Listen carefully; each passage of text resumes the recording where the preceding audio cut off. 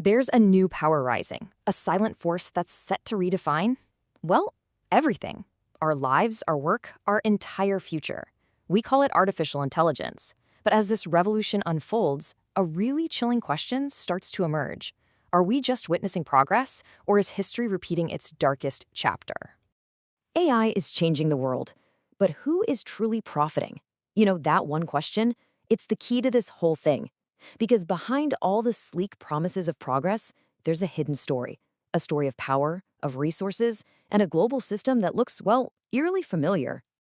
So to really get what's going on with this new power, we have to look past the illusion. You see, AI isn't magic. It's not some abstract cloud floating around. No, it's a colossal global industry. And just like every single industry that came before it, it has this insatiable appetite for raw materials. And the reality? It's surprisingly simple, actually. This entire revolution is built on just three basic things: our data, the hidden labor of millions of people, and minerals that are literally torn from the earth. But that right there, that raises two huge questions. Where do these materials actually come from? And maybe more importantly, who gets to control them? Okay, so let's start with the first one, and you could argue it's the most valuable: data. You know how for a long time oil was called black gold? It was the stuff that powered the entire world. Well, today, data is the new oil. Simple as that. Whoever holds the data, they hold the future.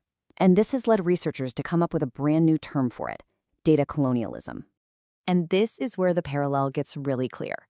Think about it. In the old colonialism, empires took physical stuff: gold, spices, rubber. And the method was often just brute force. But in this new digital colonialism, the resource being extracted, well, it's us. It's our personal data, our online behavior. Our lives are literally being turned into raw material. And the method to get it? It's not a gun. It's that little accept button we all click without even thinking about it. And honestly, the parallel it's terrifying. Centuries ago, people were forced to sign these complicated documents they couldn't possibly understand. So are we really any different? I mean, every single time you scroll past pages and pages of that legal jargon and just hit accept, you're taking part in a new kind of coercion. It's just that this time, it's disguised as a choice. But here's the thing. Raw data is messy. It's chaotic. It has to be cleaned up, labeled, and organized before any AI can actually learn from it. And that requires the second raw material. And this one is almost totally invisible: a massive hidden global workforce. Just look at this. It tells a story of two completely different worlds, divided by this giant crack in the global system. On one side, you have workers, mostly in the global south, doing this messy, low-tech, grueling labor. And on the other side, in the global north, the refined output of that labor generates just immense wealth. This is the stark reality of the AI supply chain. They call it ghost work. So what is this work exactly? Trust me, it's not just labeling pictures of cats. These workers are basically the digital sanitation crew for the entire internet. They spend their days sifting through the absolute most toxic content you can imagine. We're talking graphic violence, child abuse, the most horrific hate speech, all so that the AI systems are safe for the rest of us. And the human cost? It's just immense. We're talking about truly devastating psychological impacts: PTSD, severe depression. And you know what the final injustice is? These workers are often silenced by non-disclosure agreements. They're literally forced to suffer in secret. Okay, so we've seen how the data and the labor are extracted. Now let's follow the money. Let's look at where all of this value, all of this power, actually ends up. Because this system, it's creating brand new digital empires, and it's concentrating control in the hands of a very small number of people. Get ready for this, because this statistic is genuinely shocking. Projections are showing that by 2025, just two countries, the United States and China, will control 90% of the world's AI computing power. 90%. The entire continent of Africa, by comparison, will have less than 1%. I mean, this isn't just an imbalance. It's a new world order being built right in front of our eyes. And this digital power, it has a physical reality. It's not just numbers on a chart. For example, think about this. When two neighbors in some parts of Africa communicate online, their data doesn't just go next door. No, it can travel thousands of miles to a server in Europe and then all the way back. It's just like the old trade routes. We're seeing new digital colonial routes being forged, and they're dictating the flow of the world's most valuable resource. And you know what? there's another hidden cost, one that's paid by the Earth itself. These massive data centers that power AI, they consume astonishing amounts of water, a lot of the time in places already hit by drought. And the minerals inside the chips, they're torn from the land, destroying whole ecosystems. And once again, it's the same story.